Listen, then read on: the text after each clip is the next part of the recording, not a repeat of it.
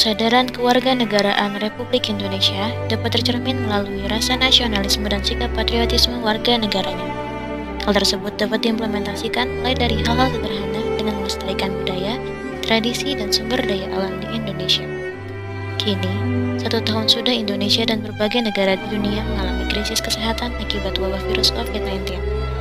Sebagai warga negara Indonesia yang memiliki kesadaran untuk ikut berperan dalam upaya pemutusan penyebaran virus ini, sudah seharusnya kita mematuhi protokol kesehatan dengan menggunakan masker, mencuci tangan menggunakan sabun dan air mengalir, menjaga jarak minimal 1 meter dan selalu memperhatikan etika batuk dan bersin sebagai wujud sikap patriotisme bangsa Indonesia.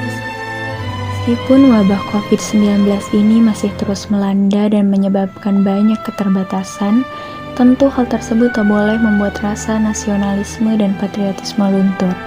Indonesia adalah negeri yang kaya akan keberagaman budaya. Satu di antaranya adalah batik, sebuah warisan budaya bangsa pada sahlai kain dengan ribuan corak yang harus dijaga kelestariannya. Tak peduli bagaimanapun coraknya, siapapun yang memakainya, dari manapun asalnya, batik telah melekat menjadi sebuah identitas bagi bangsa Indonesia yang harus dijaga dan dipertahankan eksistensinya. Tidak hanya dikenal dengan keberagaman budayanya, Indonesia juga dikenal dengan keramah tamahan penduduknya. Etika budaya senyum, salam, dan sapa bukanlah hal yang asing lagi bagi penduduk di tanah air tercinta. Indonesia adalah negara dengan karakter murah senyumnya yang sudah dikenal dunia. Tradisi ini tentu harus dijaga terutama oleh para generasi muda. Mulai saat ini, mari kita gencarkan budaya senyum, salam, dan sapa kepada siapapun dan dimanapun kita berada. Kekayaan Indonesia tidak hanya berhenti pada tradisi dan budayanya saja, namun juga pada sumber daya alam yang melimpah guna memenuhi kebutuhan manusia. Seiring berjalannya waktu, jumlah penduduk yang semakin bertambah menyebabkan kebutuhan hidup manusia yang semakin besar pula. Oleh karena itu, kita harus melestarikan alam dengan melakukan penanaman kembali hutan gundul, menjaga kebersihan lingkungan, dan membatasi pengambilan sumber daya alam yang berlebihan, agar kebutuhan manusia bisa tetap terpenuhi di masa mendatang nanti. Untuk melestarikan alam Indonesia ini, tentu diperlukan adanya kerjasama dari berbagai pihak. Hal tersebut dapat dilakukan dengan memulai hal sederhana seperti gotong royong di lingkungan masyarakat untuk menjaga kebersihan lingkungan sekitar. Gotong royong tidak hanya dapat meringankan pekerjaan yang dilakukan, namun juga dapat meningkatkan kerukunan dan keharmonisan antar sesama. Sikap tersebut juga mencerminkan sikap patriotisme serta kesadaran kita sebagai warga negara Indonesia. Melestarikan tradisi, budaya, dan sumber daya alamnya, Indonesia juga memiliki sumber daya manusia yang tak kalah unggul dalam kemampuannya menciptakan berbagai produk yang kini telah tersebar di dunia, serta kualitasnya tidak bisa dianggap remeh. Oleh karena itu, sebagai warga negara Indonesia, sudah sepatutnya kita berbangga akan produk Indonesia yang dikenal luas oleh dunia, serta turut berkontribusi dalam peningkatan kualitas ekonomi negara Indonesia dengan mencintai produk-produk lokal, sehingga dapat memperkuat pasar produsen dalam negeri sekaligus mewujudkan implementasi rasa nasionalisme terhadap negara Indonesia. Tak hanya rasa nasionalisme, sikap patriotisme juga diperlukan dan dapat dilakukan dengan mengimplementasikan nilai-nilai Pancasila, seperti nilai kemanusiaan.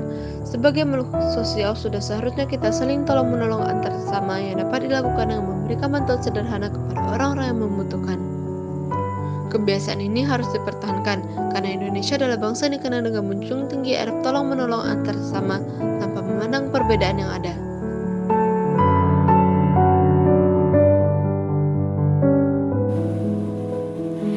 Nilai-nilai Pancasila yang sudah diimplementasikan tersebut perlu dijaga, terutama di era modern dengan kemajuan teknologi informasi dan komunikasi yang telah memberikan pengaruh besar terhadap sendi-sendi kehidupan.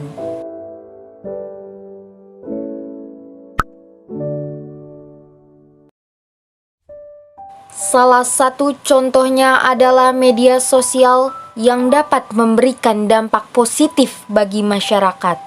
Namun, bagaikan pisau bermata dua, media sosial juga kerap digunakan sebagai katarsis negatif yang menimbulkan permasalahan, seperti maraknya berita hoaks yang tersebar ataupun penyebaran ujaran kebencian sehingga timbul perpecahan.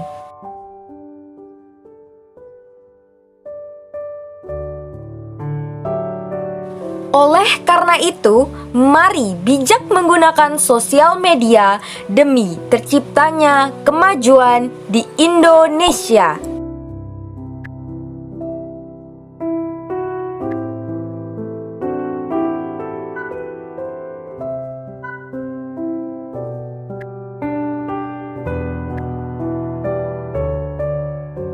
Penggunaan sosial media di masyarakat akan sangat lebih baik jika digunakan untuk mencari tahu serta memahami berbagai isu yang sedang terjadi. Isu tersebut dapat berupa masalah, peristiwa, situasi kebijakan, dan lain-lain. Di era globalisasi saat ini, pentingnya kita sebagai generasi penerus bangsa untuk memahami isu terkini, karena dengan begitu kita dapat menambah wawasan, serta nantinya kita dapat memberikan kontribusi yang berarti bagi bangsa dan negara.